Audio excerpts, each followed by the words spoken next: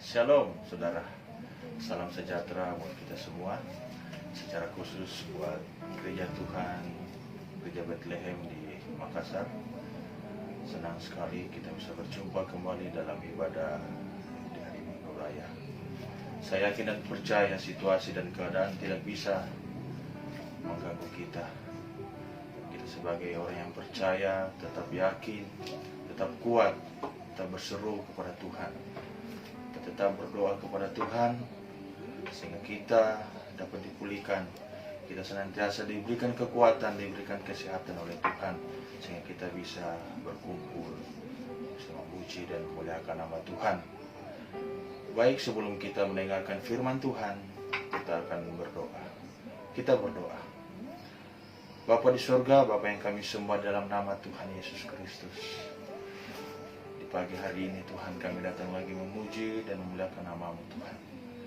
Kami yakin dan percaya semua karena anugerah-Mu kami bisa ada sebagaimana ada, bisa bertahan di tengah-tengah situasi pandemi ini. Kami yakin dan percaya semua karena pertolongan-Mu. Tuhan Yesus yang Maha Baik, sebentar kami akan mendengarkan firman Tuhan. Sebelum kami mendengarkan firman Tuhan, kami minta pertolongan Roh Kudus-Mu senantiasa menyertai kami, menolong kami, hingga Tuhan akhirnya kami bisa dikuatkan, dipulihkan lewat kebenaran firman-Mu. Kuberkati hamba-Mu ini Tuhan yang akan menyampaikan Tuhan. Kau pakai hamba-Mu dengan luar biasa, sehingga apa yang hamba Tuhan sampaikan, taburkan kepada sidang jemaat-Mu. Jemaat-Mu juga Tuhan mengalami Tuhan dampak yang luar biasa lewat kebenaran firman-Mu. Kami siap mendengarkan firman-Mu hanya dalam nama Tuhan Yesus Kristus sebagai juru selamat kehidupan kami. Amin.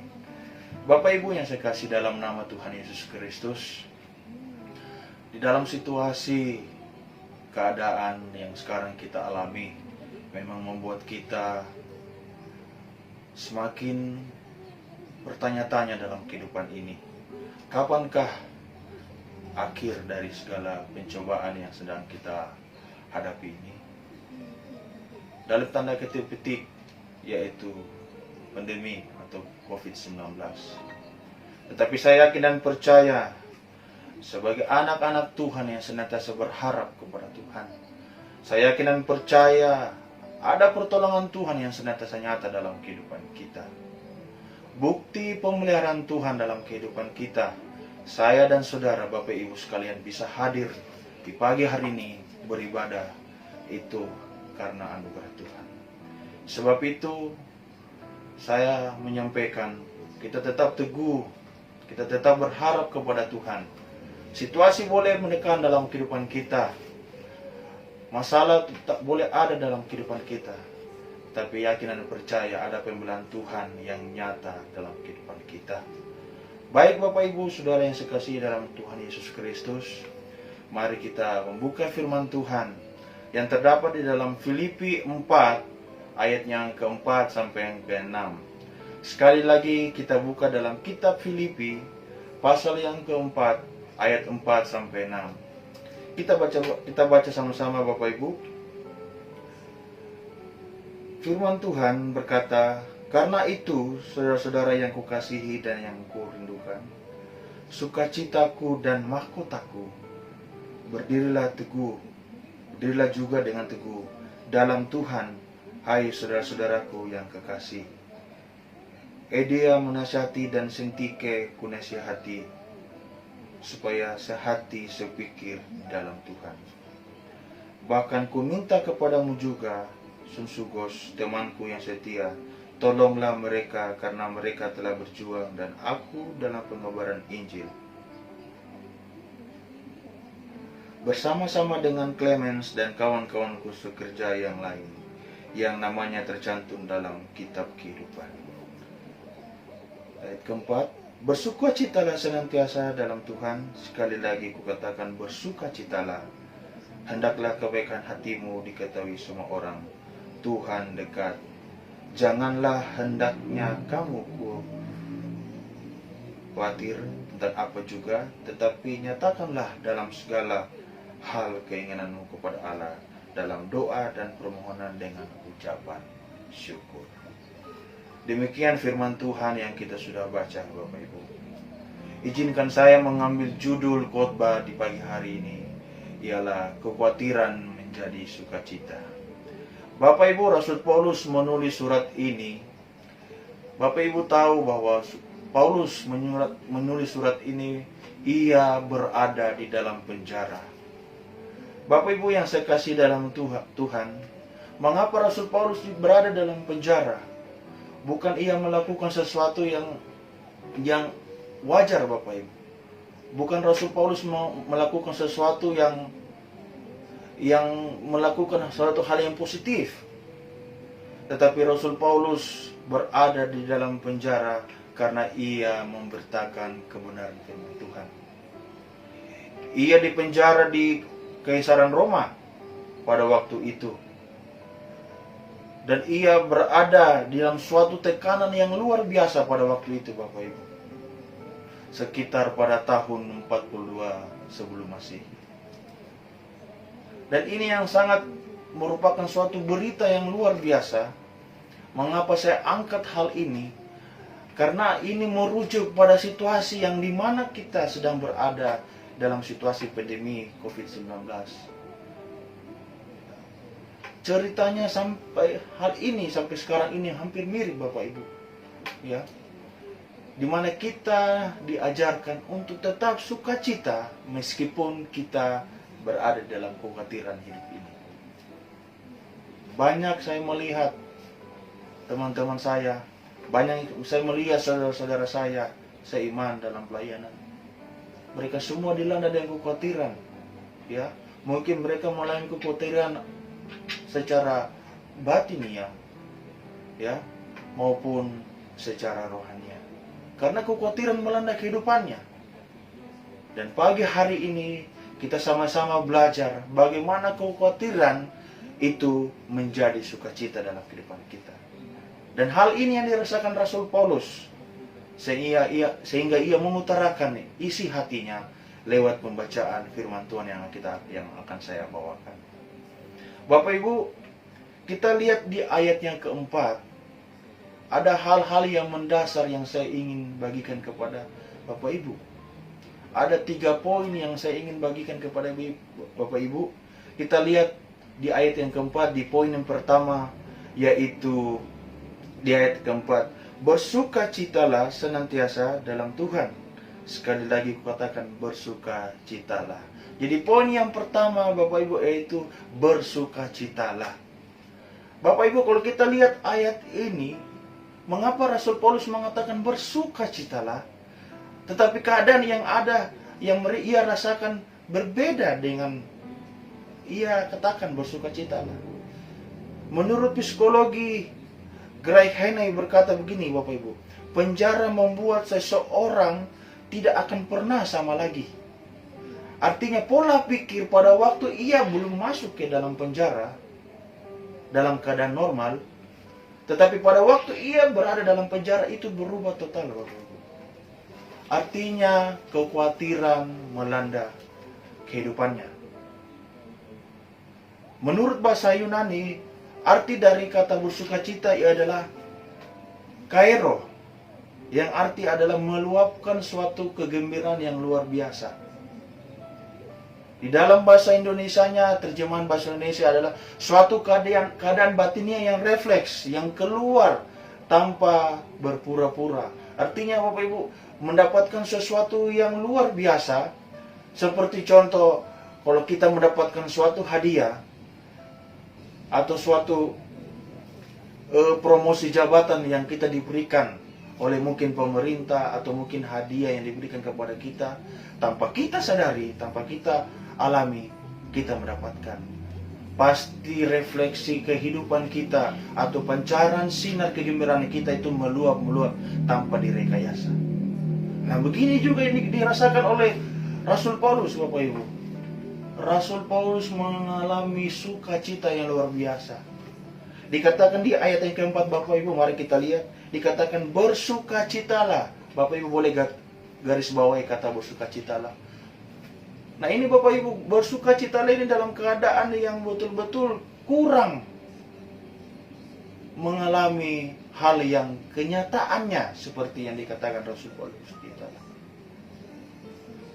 Tetapi di pagi hari ini kita diingatkan lagi untuk kita mau bersukacita di dalam Tuhan. Apapun kondisi keadaan kita, mungkin kita merasa tidak nyaman, mungkin kita merasa tidak enak dalam kehidupan kita. Tetapi firman Tuhan mengatakan kita tetap harus bersukacita di dalam Tuhan. Sebab itu Bapak Ibu, mari kita tetap bersukacita di dalam Tuhan. Kita tetap memberikan kehidupan kita kepada Tuhan. Karena Tuhan mau kita bersukacita. Karena apa Bapak Ibu? Kita bersukacita. Pada waktu kita mengalami tekanan hidup, pada waktu kita mengalami masalah, yakin dan percaya, ada sukacita yang turun dalam kehidupan kita. Ada damai sejahtera Tuhan turun dalam kehidupan kita. Saya yakin dan percaya Rasul Paulus juga mengalami demikian. Sehingga di pagi hari ini mengajarkan kita bahwa kita harus bersukacita. Saya dengan Bapak Ibu, saya tidak tahu masalahnya kita. Apapun masalahnya Bapak Ibu, apapun problemanya Bapak Ibu, saya tidak tahu. Tetapi firman Tuhan mengajarkan kita di pagi hari ini, tetap bersukacita. Oke lah, mungkin manusia bisa mengatasi masalah kita, tapi terbatas Bapak Ibu. Mungkin kita mempunyai sesuatu yang berharga di luar sana, yang mungkin menjamin sukacitanya kita. Tetapi itu sifatnya sementara. Tetapi hanya di dalam Tuhan, seperti dikatakan Rasul Paulus, ada sukacita. Sebab itu dia katakan bersukacitalah di dalam Tuhan. Karena apa? Di dalam Tuhan ada penghiburan yang luar biasa. Di situasi sekarang ini Bapak Ibu, COVID-19, banyak di luar sana mengatakan semua semakin susah. Bahan makanan semakin susah. Pekerjaan semakin susah. Gaji semakin diperkecil. Lantas apa yang kita perbuat dalam kehidupan kita? Apakah kita merasa tidak punya gairah hidup? Apakah kita mempunyai tekanan yang membuat kita tidak berdaya, Bapak Ibu? Tetapi sebagai anak-anak Tuhan, kita sudah dewasa kepada Tuhan. Marilah tetap kita bersukacita. Apapun kondisi keadaan kita, tetaplah bersukacita. Di dalam 1 Petrus 5 ayat yang ke-7, di situ dikatakan serahkanlah kekhawatiranmu pada Tuhan. Artinya apapun yang kita khawatirkan dalam kehidupan ini, mari kita serahkan kepada Tuhan. Karena Tuhanlah yang sanggup mengatasi semuanya. Di dalam 2 Korintus 13 ayat 11, di situ dikatakan bahwa hai saudara-saudaraku, bersukacitalah, usahakan dirimu supaya tetap berada dalam kesempurnaan. Artinya apa Ibu? Di dalam kita, dalam posisinya kita, dalam tekanan hidup ini, usahakanlah kehidupan kita stabil di hadapan Tuhan. Meskipun tekanan dari kiri atau tekanan dari kanan menghantam kita, di depan menghantam kita, di belakang menghantam kita, tetap kita sempurna di hadapan Tuhan, berjalan bersama Tuhan. Saya yakin dan percaya hidupan kita tetap dalam perlindungan Tuhan. Di dalam Korintus 13 ayat yang ke-9 juga itu dikatakan kita harus bersukacita dalam kelemahan. Karena apa Bapak Ibu? Karena ada kekuatan yang Tuhan berikan. Memang secara fisik kita lemah. Tetapi karena Tuhan ada dalam kehidupan kita, kita kuat bersamanya. Sebab itu saya mengajak umat Tuhan, gereja Tuhan di Indonesia, Jemaat Bethlehem, kita tetap bersukacita. Jangan melihat kondisi dan keadaan kiri kanan kita. Situasi mungkin berubah, tetapi kita tetap kuat, tetap bersukacita di akhir-akhir kedatangan Tuhan. Sehingga Tuhan mendapati kita tetap bersukacita, tetap menanti kedatangan Tuhan. Sehingga Tuhan menyambut kita dengan luar biasa. Ada amin Bapak Ibu? Ini yang saya harapkan di dalam kehidupan kita. Tetap bersuka cita. Karena kunci Rasul Paulus pada waktu ia di dalam penjara, ia tetap bersuka cita. Sebab itu ia membagikan di dalam kehidupan kita.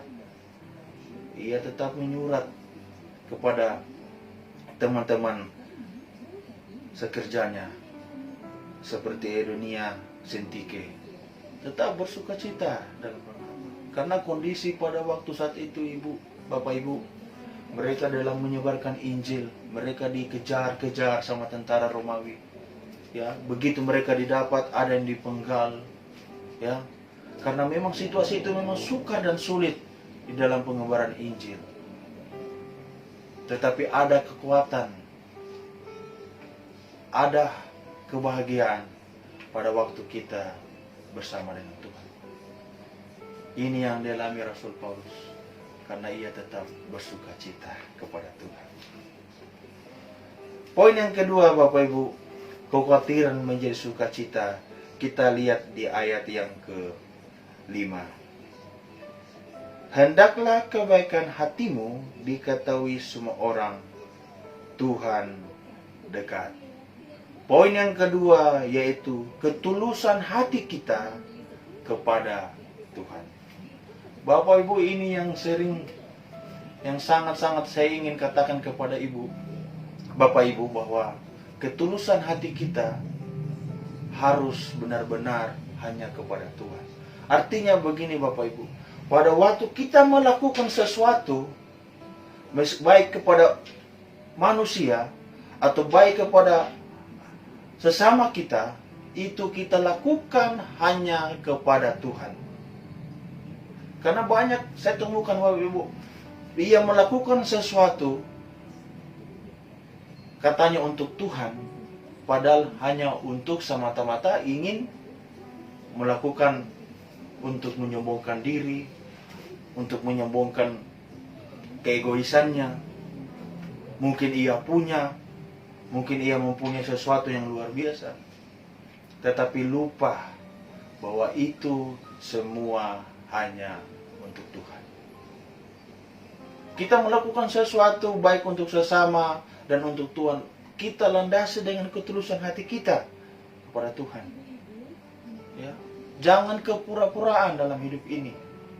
Ya, kita melakukan sesuatu, mungkin sakit pada waktu kita memberikan sesuatu, tapi anggaplah itu betul-betul kita lakukan karena kita tulus, karena kita mengerti kebenaran firman Tuhan, kita mengerti ajaran Tuhan, kita melakukan dengan tulus, sama seperti kepada Tuhan. Ingat Bapak Ibu, pemberian kita ini harus benar-benar tulus kepada Tuhan. Karena itu yang Tuhan mau dalam kehidupan kita. 2 Korintus 1 ayat yang ke-12 katakan, apa yang kita berikan buat Tuhan sesama harus dikuasai oleh ketulusan. Artinya apa Ibu-ibu? Kita mungkin sudah memberikan sesuatu kepada sesama kita, atau mungkin kita memberikan pekerjaan Tuhan, mungkin kita membantu pekerjaan Tuhan, mungkin kita memberikan sesuatu untuk Tuhan. Baiklah, itu kita berikan dengan ketulusan hati, jangan karena keterpaksaan Bapak Ibu. Sebab apa? Tuhan tidak melihat materi yang kita berikan, apapun itu besar dan kecilnya, tetapi Tuhan melihat dalam hati kita. Pada waktu kita memberi, Tuhan melihat pengorbanan yang kita berikan, apakah tulus. Karena apa Bapak Ibu? Tuhan juga memberikan ketulusan nyawanya dalam kehidupan kita. Tuhan tidak memikirkan sesuatu meskipun harus dia bayar dengan nyawanya, tapi Tuhan memberikan tulus. Karena apa? Ia mencintai saya dan Bapak Ibu Saudara. Sebab itu Bapak Ibu, di pagi hari ini saya tegas mengatakan bahwa sesuatu yang kita berikan harus berikan dengan tulus. Supaya apa? Ketulusan yang kita berikan ini berharga di mata Tuhan. Tidak dengan kemunafikan Bapak Ibu. Supaya apa? Pemberian kita kepada Tuhan tidak sia-sia. Supaya Tuhan melihat dan memberkati kita.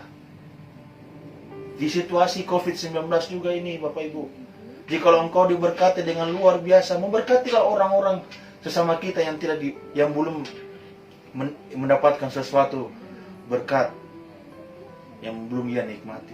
Berkatilah dia dengan tulus. Mungkin kita lihat ada saudara kita lagi membutuhkan sesuatu. Mungkin tidak ada beras di rumahnya. Berikanlah bantuan beras dengan sukacita jikalau kita mempunyai kelebihan beras. Karena hidupan kita, Bapak Ibu, seperti tanda salib. Ada hubungan vertikal bersama Tuhan, ada berhubungan horizontal bersama sesama. Artinya apa, Bapak Ibu? Kita ada keselarasan dalam kehidupan ini. Itu yang Tuhan mau dalam kehidupan kita. Sesuatu harus kita berikan dengan ketulusan. Supaya apa, Bapak Ibu? Supaya kita juga diberkati oleh Tuhan. Ya. Mungkin kita berkata, Pak Pendeta, mungkin saya tidak mempunyai sesuatu yang bersifat materi yang banyak. Tetapi saya hanya memberikan bantuan moral, bantuan doa, bantuan memberikan motivasi, baik secara rohani. Itu yang saya bisa berikan. Tidak apa-apa, Bapak Ibu. Itu juga namanya ketulusan hati, karena ada keinginan untuk membantu. Mungkin lewat kita punya arahan motivasi, itu memberkati dia. Tuhan memberkati dia, tidak secara langsung itu adalah penyampaian atau sambungan tangan dari kita untuk memberkati dia. Sebab itu, mari kita tetap memberikan ketulusan hati dengan sungguh-sungguh kepada Tuhan. Poin yang ketiga, Bapak Ibu, di dalam kekhawatiran menjadi sukacita, yaitu kita lihat di ayat yang ke-6, Bapak Ibu. Kita lihat, janganlah hendaknya kamu khawatir tentang apapun juga, tapi nyatakanlah dalam segala hal keinginanmu kepada Allah dalam doa dan permohonan dengan ucapan syukur. Poin yang ketiga, Bapak Ibu, yang saya ingin sampaikan yang sangat mendasar adalah dalam pembelajaran dalam surat Filipi 4 ayat yang 4 sampai ke 6, yaitu poin ketiga adalah mengucap syukur dalam segala hal. Bapak Ibu, dalam situasi dan kondisi sekarang ini di COVID-19, Tuhan ajarkan kita senantiasa mengucap syukur. Apapun dalam keadaan itu, kita tetap senantiasa mengucap syukur. Karena banyak hal yang kita alami dalam kondisi saat ini, kita kurang mengucap syukur kepada Tuhan. Tuhan mengajarkan kita tetap mengucap syukur. Apapun itu, tetaplah kita mengucap syukur. Mau besar atau kecil, apa yang kita dapat, tetap kita mengucap syukur. Karena yakin dan percaya, apa yang kita syukurkan itu akan menjadi berkat kuasa dalam kehidupan kita. Kolose 3 ayat 17 berkata, dan segala sesuatu yang kamu lakukan dan perkataan atau perbuatan, lakukan semua dalam nama Tuhan Yesus sambil mengucap syukur. Apabila kita melakukan sesuatu, apakah mungkin kita melakukan hal-hal yang mungkin kita beranggapan itu penghasilannya kecil? Apa mungkin kita melakukan hal-hal yang besar? Kita tetap mengucap syukur kepada Tuhan. Jangan kita menganggap ini kita semua dapat karena manusianya kita, kekuatan kita, kepandaian kita. Mungkin kita punya segala sesuatu ada, tanpa kita lupa mengucap syukur kepada Tuhan. Itu sangat berbahaya. Tetapi sebagai anak Tuhan, saya ingin memberikan motivasi kepada kita. Tetaplah mengucap syukur dalam kehidupan ini. Di dalam 2 Tesalonika 1-3 dikatakan, kami wajib selalu mengucap syukur kepada Allah karena kamu. Saudara-saudara, memang patutlah demikian, karena imanmu akan bertambah dan kasihmu makin kuat. Artinya, Bapak Ibu, kita tetap mengucap syukur dan wajib harus melakukannya.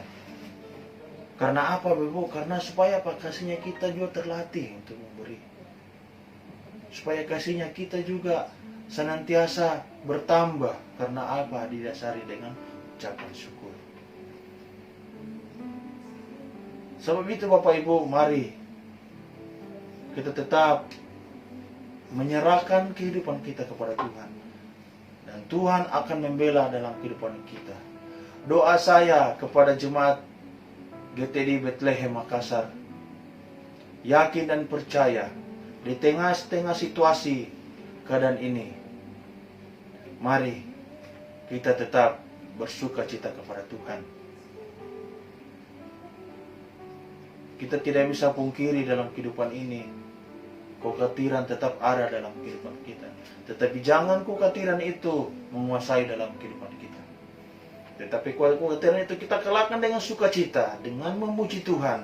Saya yakin dan percaya 3 poin yang kita telah dengar pagi hari ini, yaitu bersukacita, ketulusan hati kepada Tuhan, dan mengucap syukur. Saya yakin dan percaya kita bisa mengalahkan masalah-masalah yang ada dalam dunia ini. Kita berdoa. Bapa Surgawi, Bapa kami sembah dalam nama Tuhan Yesus. Hamba-Mu telah berhenti berkata-kata. Hamba yakin dan percaya Tuhan, Roh Kudus-Mu sebagai penghibur, Roh Kudus-Mu sebagai sumber kekuatan yang senantiasa menyertai jemaat-Mu di Bethlehem. Biarlah Tuhan, Engkau sendiri terus Tuhan beracara kepada mereka. Engkau sendiri yang senantiasa menolong Tuhan kehidupan jemaat GTD Bethlehem. Doa hamba-Mu Tuhan, Engkau terus berikan kesehatan jemaat-Mu di Bethlehem. Memberkati mereka dengan luar biasa. Apapun yang mereka lakukan, kerjakan, usahakan, Engkau memberkati. Berkat Abraham, Ishak, Israel senantiasa menyertai jemaat-Mu di Bethlehem. Ku juga memberkati Ibu Gembala, berikan kesehatan, kekuatan sebagai pemimpin, sebagai ibu rumah tangga yang mengembalakan jemaat-Mu. Kau juga memberkati. Hikmat-Mu senantiasa ada di atas Ibu Gembala. Bahkan seluruh Tuhan para pelayan-Mu di GTD Bethlehem, Kau juga memberkati.